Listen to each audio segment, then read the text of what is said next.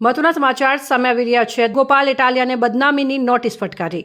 કોંગ્રેસના પૂર્વ ધારાસભ્ય લલિતભાઈ વસોયાએ વિસાવદરના આપના ધારાસભ્ય ગોપાલ ઇટાલિયાને નોટિસ આપી। 10 કરોડની માનહાનિનો દાવો કરતી નોટિસ।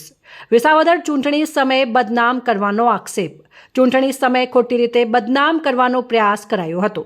પુરાવા ન હોવા છતાં સ્ટિંગ ઓપરેશનના નામે બદનામી કર્યાનો દાવો। વકીલ મારફતે ગોપાલ ઇટાલિયાને ફટકારી નોટિસ। કોંગ્રેસના પૂર્વ ધારાસભ્ય લલિત વસોયાએ ફટકારી નોટિસ। આજે આમ આદમી પાર્ટીના ધારાસભ્ય ગોપાલભાઈ ઇટાલિયાને મેં માનહાનિના દાવા માટેની નોટિસ પાઠવી છે।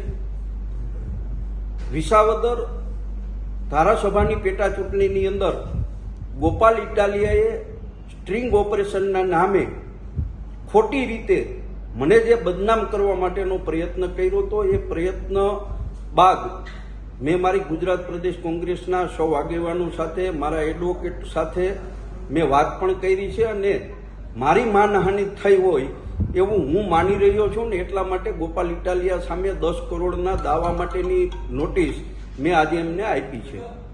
રિપોર્ટર નયન રાવરાણી, સંબંધ ભારત ન્યૂઝ, ધોરાજી।